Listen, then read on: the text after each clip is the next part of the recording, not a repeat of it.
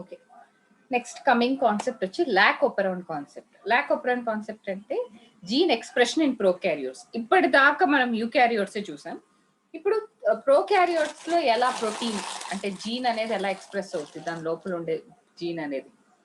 So lac operon concept was first proposed by French biologist called Jacob and Monod. వీళ్ళిద్దరే, Jacob and monad.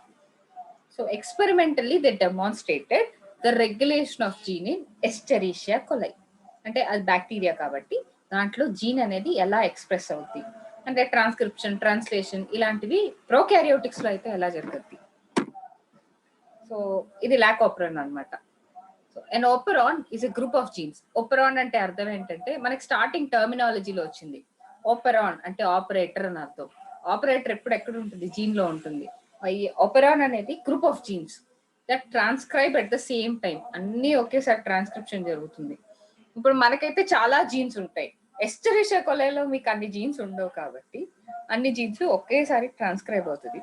The sequential arrangement of regulator gene, promoter gene, operator gene and structural gene in prokaryotes we call it as operon concept. ఇది ఎలాగంటే ఇప్పుడు starting ఇది ఉంది కదా, దీన్ని regulator gene అంటాం.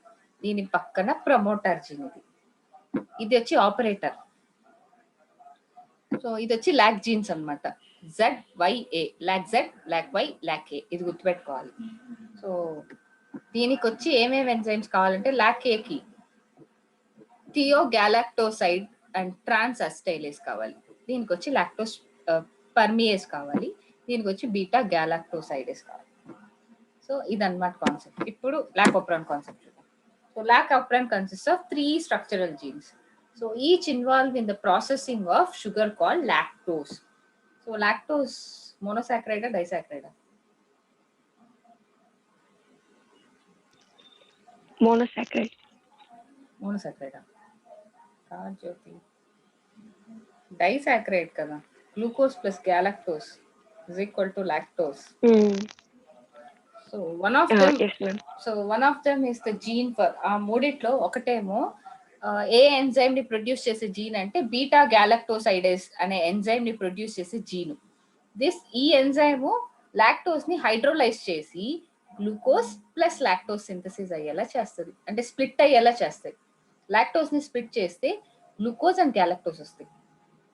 So దీనికి ఉండే జీన్ వచ్చి బీటా గ్యాలక్టోసైడేస్. ఈ ఎంజైమ్ ని ఒక జీన్ ప్రొడ్యూస్ చేస్తుంది. So cultural situation of Escherichia coli. When glucose is present and lactose is absent, Escherichia coli does not produce beta galactosidase. Glucose undi lactose ledanko akkada beta galactosidase produce avadu. ఎందుకంటే దానికి feedback లేదు కదా, నాకు పలానాది ఉంటేనే అది దానికి రిలేటెడ్ది produce చేస్తుంది, అది లేకపోతే ఎందుకు. So when glucose is absent, lactose is present. Glucose లేకుండా లాక్టోజ్ ఉంటే అప్పుడు ఎస్టెరిషియా కోలై బీటా గ్యాలక్టోసైడేస్ ని ప్రొడ్యూస్ చేస్తుంది. Got it? Yes, ma'am. So Escherichia can use either glucose, which is a monosaccharide. Glucose అనేది monosaccharide. Lactose అనేది disaccharide. So which is the union of glucose and galactose. So lactose need కానీ glucose hydrolyse అవ్వబడలేదు, lactose అనేది మాత్రం hydrolyse అవ్వాలి, అంటే digest అవ్వాలి. So ఎలాగా, glucose and గ్యాలక్టోస్ గా డైజెస్ట్ అయితే దాన్ని వాడుకుంటుంది అనమాట సెల్, ఎందుకంటే డైసాక్రైడ్ ని స్ప్లిట్ చేయాలి కాబట్టి. ఇప్పుడు ప్రమోటర్ జీన్, ఇది promoter gene. Promoter gene is the site for the attachment of RNA polymerase 1. Promoter దగ్గరే RNA పాలిమరేస్ 2 అటాచ్ అవుతుంది అనమాట. It promotes the structural gene to transcribe through the operator gene. So promoter gene కి ఆ particular RNA polymerase 2 attach అయిన తర్వాత ఇది structural genes ని చెప్తుంది అనమాట. బీటా గ్యాలక్టోసైడేస్ అనే ఎంజైమ్ ని సింథసిస్ చేయండి అని చెప్పద్ది. త్రూ దీని ద్వారా చెప్పద్ది, ఆపరేటర్ ద్వారా చెప్పద్ది. సో ఆపరేటర్ జీన్స్ అంటే ఇది ఆపరేట్ చేస్తుంది అనమాట and controls the expression of regulator structural jeans. ఈ 3 స్ట్రక్చరల్ జీన్స్ ని ఎప్పుడు ఎక్స్ప్రెస్ అవ్వాలి, ఎప్పుడు ఎక్స్ప్రెస్ అవ్వకూడదు. ఇప్పుడు ప్రమోటర్ తో దగ్గర అటాచ్ అవ్వగానే మనకి ఆ పర్టికులర్ RNA పాలిమరేస్ 2 అనే ఎంజైమ్ అటాచ్ అవ్వగానే ఈ ఆపరేటర్ అనేది చెప్పేస్తుంది అనమాట దానికి ఆబ్వియస్ గా. సో ఆపరేటర్ కి చెప్పద్ది ఇంక ఇక్కడ నుంచి స్టార్ట్ చేయండి జీన్ ఎక్స్ప్రెషన్ అంటే. సో రెగ్యులేటర్ జీన్ ఏంటంటే ఇట్ రెగ్యులేట్స్, ఇది ఆపరేటర్ ని రెగ్యులేట్ చేస్తుంది. So incorporation of repressor chemical అంటే స్టార్ట్ చేయడం స్టాప్ చేయడం అనేది రెగ్యులేటర్ దగ్గరే ఉంటుంది. ఇప్పుడు మన ఫ్యాన్ ఉంది, ఫ్యాన్ ని పెంచాలన్నా తగ్గించాలన్నా మనకి రెగ్యులేటరే కదా. సేమ్ అలాగే structural genes, there are 3 structural genes are present next to the operator gene. అవేంటంటే LAC-Z, LAC-Y and LAC-A. So LAC-Z code for beta galactosidase అనే ఎంజైమ్ కి కోడ్ చేస్తుంది. LAC-Y code for lactose permease. LAC-A code for thiogalactoside and transacylase, ఈ enzymes కి code చేస్తారు. So in the absence of lactase ఈ condition మొత్తం switch off అయిపోతుంది, మనకి ఇవేం జరగదు. లాక్టోజ్ ఉంటేనే అది జరగదు అనమాట. సో మనకి regulator, promoter, operator, structural jeans, so అసలు ట్రాన్స్క్రిప్షనే జరగదు. సో ఇది లాక్టోజ్ లేనప్పుడు ఏంటంటే లాక్టోజ్ రిప్రెసర్ అనేది అటాచ్ అవుతుంది. సో లాక్టోజ్ రిప్రెసర్ వల్ల ఏంటంటే మనకి రిప్రెసర్ వల్ల ఏంటంటే ఏది జరగదు, లాక్టోజ్ ఉంటేనే జరుగుతుంది. So the Escherichia coli bacteria that cultured in the absence of lactose media, it would not produce the enzyme called beta galactosidase. ఇప్పుడు లాక్టోజ్ లేకపోతే ఎందుకు అవసరం లేదు, బీటా గ్యాలక్టోసైడేస్ అసలు ప్రొడ్యూస్ అవ్వదు. That is necessary for lactose metabolism. Lactose ఉంటే lactose metabolism కి beta గ్యాలక్టోసైడేస్ produce వస్తుంది. అది కూడా LAC-Z అనే స్ట్రక్చరల్ జీన్ ప్రొడ్యూస్ చేస్తుంది. So in this condition structural genes are switch off అయిపోయి ఉంటుంది. In the absence of lactose, the repressor protein synthesized by the regulator gene binds to the operator site. So, ఈ regulator gene synthesize చేసిన ఈ protein, ఈ lock repressor అనేది ఈ ఆపరాన్, so ఈ operator gene కి అటాచ్ అవుతుంది. అటాచ్ అవ్వబట్టి ఇక్కడ నుంచి ఇంకా మనకి ఇది జరగదు, సింథసిస్ జరగదు, LAC-Z పనిచేయదు. ఇది లేకపోతే LAC-Z పనిచేస్తూ ఉంటుంది. ఇక్కడ కానీ రిప్రెసర్ ఒక్కసారి అటాచ్ అయిందంటే స్విచ్ ఆఫ్ అని అర్థం. సో లాక్టోజ్ లేదు కాబట్టి లాక్టోజ్ లేని క్రమంలో ఇది ఇలా జరుగుద్ది. So this blocks the RNA polymerase 2 to transcribe the structural genes. Structural genes ని ట్రాన్స్క్రైబ్ చేయడం ఈ ఆపరాన్ రెప్రెసర్ అనేది ఆపేస్తుంది. So hence the enzymes are not produced. So in the presence of lactose, ఇప్పుడు ఫర్ ఎగ్జాంపుల్ లాక్టోజ్ ఉందనుకుందాం. Lactose ఉంటే ఏం జరుగుద్ది అంటే, సో ఇప్పుడు లాక్ రిప్రెసర్ అనేది ఇనాక్టివ్ అయిపోతుంది లాక్టోజ్ ఉంటే, బై అల్లో లాక్టోజ్ ఇండ్యూసర్. అంటే లాక్టోజ్ లాంటి ఒక ఇండ్యూసర్ ఉంటుంది, అది వచ్చి ఈ లాక్ రిప్రెసర్ కి అటాచ్ అయిపోయి ఇది వెళ్ళి ఆపరేటర్ కి అటాచ్ అవ్వకుండా చేస్తుంది. So the Escherichia coli bacteria that are cultured in the presence of lactose media, it produces the enzyme beta galactosidase. It is necessary for lactose metabolism. In the absence of lactose ఏంటంటే అల్లో lactose అనేది lock repressor కి attach అయిపోయి అది operator కి attach అవ్వకుండా చూసుకుంటుంది. So in this condition structural genes are in switch on. So switch on అయి ఉంటుంది, ఎప్పుడైనా సరే లాక్టోజ్ ఉంటే స్విచ్ ఆన్ అయి ఉంటుంది, లాక్టోజ్ లేకపోతే స్విచ్ ఆఫ్ అయిపోతుంది. In the presence of lactose the repressor protein is synthesised by the regulator jeans, binds to lactose molecule. So it forms the repressor inducer complex. So repressor inducer complex ni synthesis చేసి structural genes ni on చేస్తుంది. ఇప్పుడు the inactive repressor complex does not bind to the operator gene కి bind అవ్వలేదు. So the RNA polymerase 2 transcribes the structural gene to produce the enzyme beta galactosidase. Next, the human genome project. So human genome project అంటే ఏంటంటే, మన nucleus లో DNA ఉంటుంది, so నీ chromosomes ఉంటుంది, chromosomes లో డిఎన్ఏ ఉంటుంది. ఒక్కొక్క సో టోటల్ డిఎన్ఏలో జీన్స్ ఉంటాయి. ఒక్కొక్క జీన్స్ కి ఇప్పుడు మనకి ఫర్ ఎగ్జాంపుల్ స్కిన్ కలర్ అనుకుందాం, స్కిన్ కలరు, హైట్, మన లివర్ సైజ్ ఎంత, తర్వాత హార్ట్ ఎక్కడ ఉంటుంది, ప్రతి దానికి ఒక జీన్స్ ఉంటుంది, ప్రతి క్యారెక్టర్ కి. ఇలా ఉండే జీన్స్ ని కోడింగ్, ప్రతి ఒక్క జీన్స్ కి ఒక కోడింగ్ తీశారు. సో ఈ కోడ్ ఉంటే ఈ జీన్ ఇలా ఉందని, ఈ కోడింగ్ ఇలా ఉంటే ఈ జీన్స్ ఇలా అయ్యాయని, ఇలా మొత్తాన్ని స్టడీ చేయడాన్ని హ్యూమన్ జీనోమ్ ప్రాజెక్ట్ అంటారు. సో ఇది national human genome research institute లో జరిగింది, దాన్ని NIH అంటారు. So the US government started human genome project. So వాళ్ళు స్టార్ట్ చేశారు 1990లో. Coordinated by the department of energy and the national institutes of health. So వీళ్ళందరి సహకారంతో యుఎస్ గవర్నమెంట్ స్టార్ట్ చేసింది హ్యూమన్ జీనోమ్ ప్రాజెక్ట్. జీనోమ్ అంటే ఏంటంటే మనకి మొత్తం ఉన్న హెరిడిటరీ ఇన్ఫర్మేషన్ మొత్తం కూడా ఎన్కోడ్ చేయడం. సో డిఎన్ఏలో ఎన్కోడ్ చేయడాన్ని జీనోమ్ అంటాం. ఆ జీనోమ్ లో ఉండే కోడ్, ప్రతి ఒక్క కోడ్ ని కనుక్కోవడం human genome project. Human genome project also called as mega project. చాలా పెద్ద ప్రాజెక్ట్ ఇది, అంత ఈజీ కాదు. So human genome project was approximately 3 into 10⁻⁹ base pairs ఉన్నాయి. So the cost of sequencing, ఆ సీక్వెన్సింగ్ కనుక్కోవడానికి సో $3 per బేస్ పేర్ ఇచ్చింది. సో అంటే మొత్తం టోటల్ గా ఎస్టిమేటెడ్ అయిన కాస్ట్ ఏంటంటే $9 billion అయ్యాయి ఈ మొత్తం ఈ ప్రాజెక్ట్ అయిపోయేసరికి. So the obtained sequence were be stored in typed form in a book. మొత్తం ఆ సీక్వెన్స్ అంతా కూడా టైప్ చేసి ఒక బుక్ లో స్టోర్ చేశారు. ఒక్కొక్క పేజ్ లో, in each page of the book contain 1000 letters ఉన్నాయి. Each book contain 1000 pages. So then 330 such books, 3,300 books form అయ్యాయి అనమాట, అంత ఇన్ఫర్మేషన్ స్టోర్ చేయడానికి మనకి. సో ఒక సింగిల్ సెల్ లో ఉండే కోడింగ్ అంతా రాయాలంటే మనకి 3,300 బుక్లు కావాలి. ఒక్కొక్క బుక్ లో 1000 పేజీలు ఉంటాయి, ఒక్కొక్క పేజీలో 1000 లెటర్స్ ఉంటాయి. ఇలా చాలా కష్టపడ్డారు. సో ఎయిమ్స్ అండ్ గోల్స్ ఏంటంటే, సో అప్రాక్సిమేట్ గా వచ్చి 20,000 నుంచి 25,000 జీన్స్ ఉన్నాయి మన బాడీలో అని కనుక్కున్నారు. సో ఇది డిటర్మైన్ చేసేయడానికి 3 బిలియన్ బేసెస్ ఉన్నాయి అండ్ హ్యూమన్ డిఎన్ఏ తయారు చేయడానికి. So to store this information in the data bases to improve the tools for data analysis. అంటే మనకి పోను కొన్ని ఆస్పెక్ట్స్ లో చాలా ఈజీ అయిపోతుంది జీనోమ్ ప్రాజెక్ట్ వల్ల. పర్టికులర్ జీన్స్ ఇలా బిహేవ్ చేస్తాయి, పర్టికులర్ కోడ్ ఇలా ఉంటుంది అంటే మనం దీన్ని ఫోరెన్సిక్ లో వాడతారు, ఇంకా వేరే ఇష్యూస్ లో కూడా వాడొచ్చు అనమాట ఈజీగా. So the address the ethical, legal, social issues arise from genome research. So వీటన్నిటిని అడ్రస్ చేయొచ్చు అనమాట. ఎథికల్ గా, లీగల్ గా, సోషల్ ఇష్యూస్ ఏమన్నా అరైజ్ అయితే ఈ హ్యూమన్ జీనోమ్ ప్రాజెక్ట్ ద్వారా వాటిని రెక్టిఫై చేయొచ్చు. So the methods involve are 2 major approaches. Identifying all genes that expresses as RNA.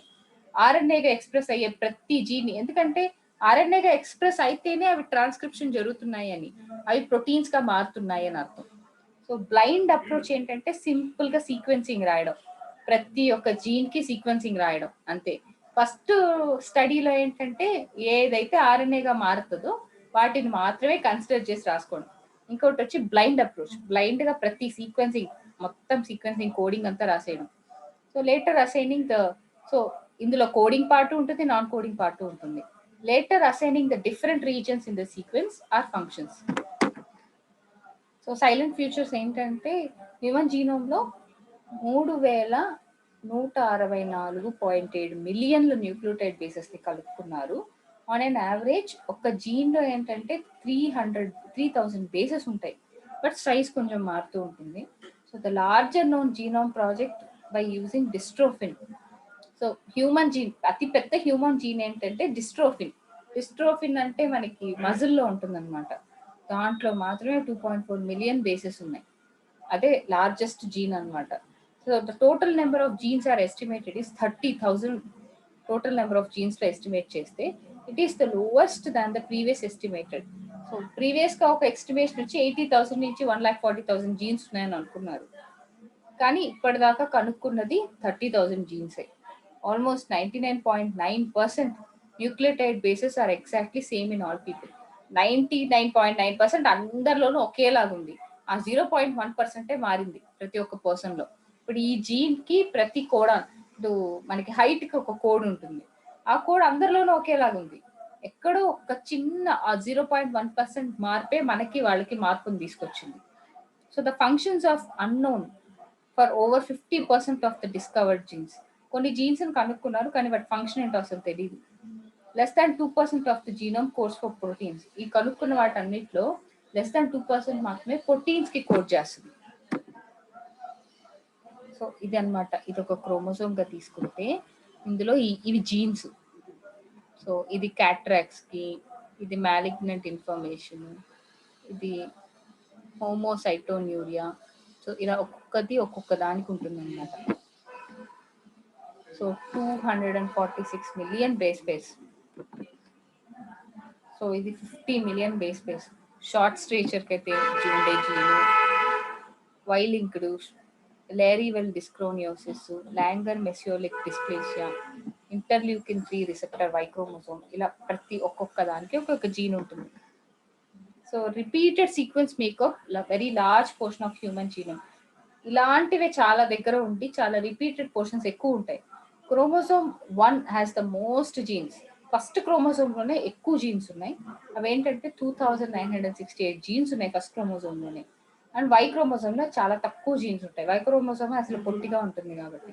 First క్రోమోసోమ్లో ఏమో ఎక్కువ జీన్స్ ఉంటాయి, వై క్రోమోసోమ్లో తక్కువ జీన్స్ ఉంటాయి. 231 జీన్స్ మాత్రమే ఉన్నాయి why క్రోమోసోమ్లో. So scientists identified about 1.4 million locations where the single bases DNAs are differences. So single nucleotide polymorphism SNPs. So 1.4 million locations దగ్గర only single base DNA మాత్రమే ఒక్క దగ్గర మాత్రమే చిన్న చేంజెస్ కనుక్కున్నారు. మిగతా అదంతా సేమ్గా ఉన్నాయి. So this information helps to finding the chromosomal locations but disease associated. పలానా డిసీజ్ వచ్చింది అంటే పలానా క్రోమోజోమ్ వల్ల అఫెక్ట్ అయ్యారు అని ఈజీగా కనుక్కోవచ్చు. డౌన్ సిండ్రోమ్ వచ్చిందంటే ఎక్స్ట్రా 21st క్రోమోజోమ్ ఉందని ఎలా చెప్పగలమో, ఇవి అంతే. ఏ డిసీజ్ అని వస్తే పలానా క్రోమోజోమ్ దగ్గర అఫెక్ట్ అయింది, సెకండ్ క్రోమోజోమ్ దగ్గర అఫెక్ట్ అయింది, థర్డ్ క్రోమోజోమ్ దగ్గర అఫెక్ట్ అయింది, లేదా ఎక్స్ లింక్డ్, వై లింక్డ్ అని ఇలానే చెప్పగలుగుతున్నాం. సో ఇది డిఎన్ఏ ఫింగర్ ప్రింటింగ్ అంటారు దీన్ని. సో మన డిఎన్ఏ అని తీసుకుంటే ఇదన్నమాట jeans. So DNA finger printing mostly paternal టెస్ట్కి, తర్వాత ఫోరెన్సిక్లో వాడతారు ఎక్కువగా. అంటే ఇప్పుడు మన డిఎన్ఏ సీక్వెన్స్ మన సన్ లేదా డాటర్ యొక్క డిఎన్ఏ సీక్వెన్స్ మోస్ట్లీ ఒకేలాగా ఉంటాయి. సో దాన్ని బట్టి వీళ్ళు పేరెంటా కాదా అని కనుక్కుంటారు. So DNA finger printing technology ఏంటంటే, so this is the technology used for identification of individual at genetic level. ప్రీవియస్గా అయితే ఫింగర్ ప్రింట్స్ వాడేవాళ్ళు, ఇప్పుడు ఏంటంటే డిఎన్ఏ టెస్ట్ వాడుతున్నారు. So the technology was first developed by Alex Jeffreys in 1985. DNA finger printing involves identifying the difference in some regions. కొన్ని regions లో differences ఉంటాయి. In the DNA sequences called repetitive DNA. So అదే DNA repeat అవుతూ ఉంటుంది, కొన్ని దగ్గర మాత్రం చిన్న డిఫరెన్సెస్ ఉంటుంది. So the DNA repetitive DNA are separated from, so అలా రిపీట్ అవుతూ ఉన్న సీక్వెన్స్ని బల్క్ జీనోమిక్ డిఎన్ఏ నుంచి సపరేట్ చేస్తాం. So with the help of density gradient. Density gradient centrifugation, the bulk DNA may form the major peak and other small peaks are referred to as satellite DNA. So బల్క్గా ఉన్న డిఎన్ఏని major peak అంటాం, మిగతా చిన్నగా ఉండే డిఎన్ఏని satellite DNA అంటాం. So these sequence shows high degree of polymorphism. ఇలా మనకి చాలా పాలిమార్ఫిజం అంటే రకరకాలుగా ఉంటుంది, రకరకాల మార్ఫాలజీలో ఉంటుంది. That forms the basis for DNA finger printing. ఇదే అన్నమాట key basis. So the inheritable mutation observed in a population at high frequency. So mutation అనేది అంటే అదే డిఎన్ఏని కొంచెం డిఫరెంట్గా మారుతూ ఉంటుంది పాపులేషన్లో. స్లైట్ 0.1% వేరియేషనే ఉంటుంది. So the principle of DNA finger printing is based on so matching of VNTR of DNA collected at crime spot with suspected person. DNA అంటే ఇది మోస్ట్లీ ఫోరెన్సిక్ ఎక్కువగా వాడతారు.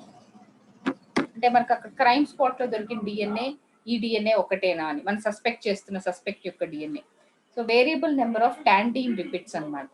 So this is also called the mini satellites that show very high degree of polymorphism.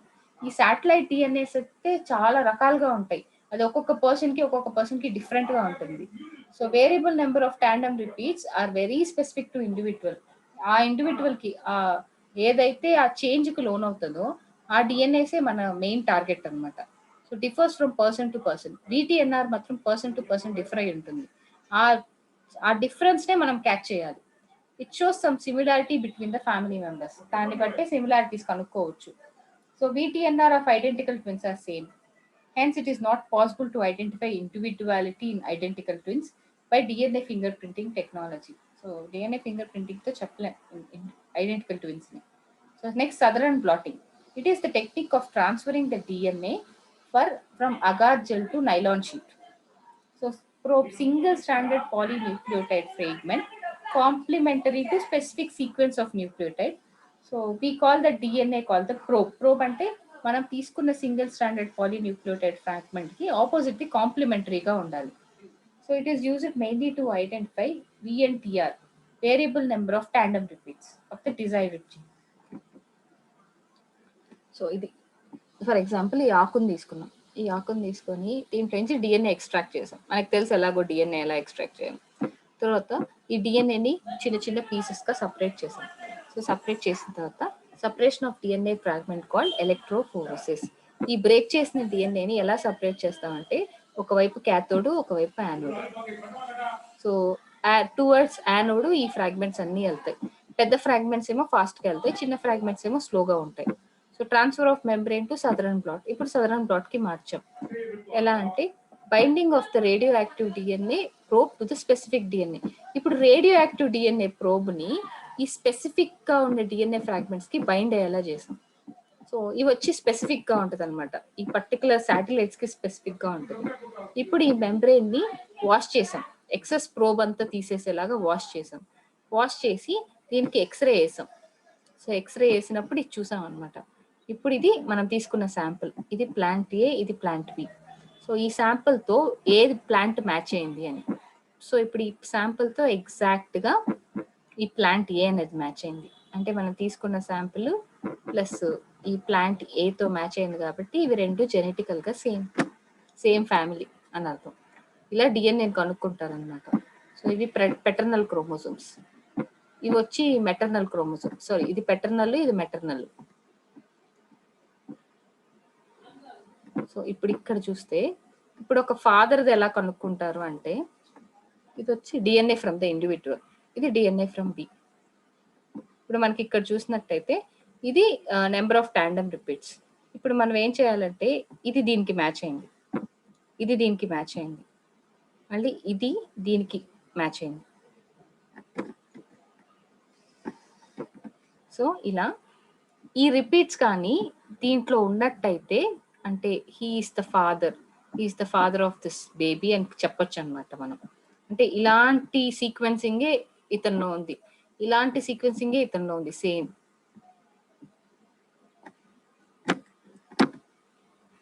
So the DNA fingerprinting techniques involves the Southern blotting and hybridization using the radio labeled VTNR as a probe. It includes isolation of DNA. So first DNA ని isolate చేసి digestion of the DNA by restriction endonuclease ద్వారా digest చేస్తాం. అప్పుడు DNA fragments ని gel ఎలక్ట్రోఫోరెసిస్ ద్వారా separate చేస్తాం. ఇప్పుడు western blotting technique కి ట్రాన్స్ఫర్ చేసి ఈ సపరేటెడ్ DNA ఫ్రాగ్మెంట్స్ ని ఒక నైలాన్ షీట్ లో తీసుకుంటాం. సో ఇప్పుడు హైబ్రిడైజేషన్ చేస్తాం. దేనితోటి అంటే VNTR ప్రోబ్ తోటి. ప్రోబ్ అంటే దీనికి కాంప్లిమెంటరీ అని అర్థం. ఈ సింగిల్ స్ట్రాండ్ కి కాంప్లిమెంటరీ VNTR ప్రోబ్ అంటే. సో ఈ కాంప్లిమెంటరీ జాయిన్ చేసినప్పుడు అవి పెద్దగా అవుతాయి. అప్పుడు మనకి స్టడీ అనేది ఈజీగా ఉంటుంది. So detection of the hybridized DNA fragments by autoradiography. ఈ హైబ్రిడైజ్డ్ DNA ఫ్రాగ్మెంట్స్ ని ఆటో రేడియోగ్రఫీ ద్వారా డిటెక్ట్ చేస్తాం, అంటే త్రూ ఎక్స్రే ద్వారా.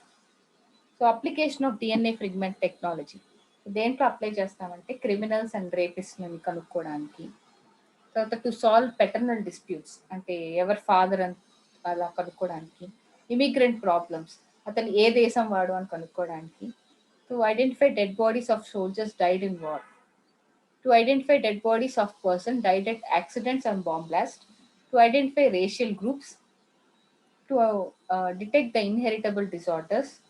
సో ఎలాంటి జబ్బులు మనకి పేరెంట్స్ నుంచి వచ్చిందా, గ్రాండ్ పేరెంట్స్ నుంచి వచ్చిందా అని తెలుసుకోవడం కోసం. To detect the donor cells in certain transplantation, ఎవరు ఈ ఆర్గాన్ ని డొనేట్ చేశారు అని తెలుసుకోవడం కోసం. So the DNA is isolated from the sample of blood నుంచి కలెక్ట్ చేస్తాం డిఎన్ఏ, హెయిర్ రూట్ సెల్స్ నుంచి, semen, bone collected at crime spot, వీటన్నిటి నుంచి డిఎన్ఏని కలెక్ట్ చేయొచ్చు. So DNA of suspect also collected and isolated separately. So the isolated DNA is treated with REN to cut into restriction endonuclease అన్నమాట. Fragments గా cut చేసి DNA fragments ని gel ఎలక్ట్రోఫోరెసిస్ ద్వారా separate చేసి ఇప్పుడు ఈ జెల్ స్లాబ్ ని ఆల్కలైన్ సొల్యూషన్స్ ద్వారా డబుల్ స్ట్రాండ్ ని సింగిల్ స్ట్రాండ్ గా స్ప్లిట్ చేసి VTNR ప్రోబ్ ని దీనికి అటాచ్ చేస్తాం. So the single stranded DNA transferred to the nylon sheet using Southern blotting technique. the single stranded DNA is hybridized. ఇది VTNR probes తోటి hybridise చేస్తాం. VTNR probe అంటే so variable number tandem repeats which is the complementary to this single stranded DNA. So the excess of probes are washed off, తీసేస్తాం. So the nylon sheet is X-ray photograph to get the bands of VTNR. ఆ VTNR proper గా చూడడానికి. So ఇప్పుడు the bands of X-ray sheet is the DNA fingerprint. Final గా మనం x ray తీసిన షీటే మనకి DNA finger print అనమాట. So comparing the DNA finger print of sample collected at the crime spot, ఇది కానీ సేమ్ గా ఉంటే అప్పుడు సేమ్ ఇండివిజువల్ అని అర్థం.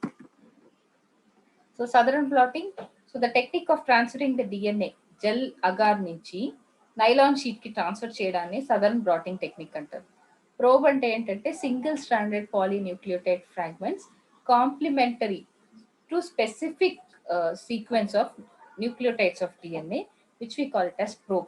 It is mainly used to identify the VTNRs and desired genes. That's it. ఇది అర్థమైందా? Yes, ma'am.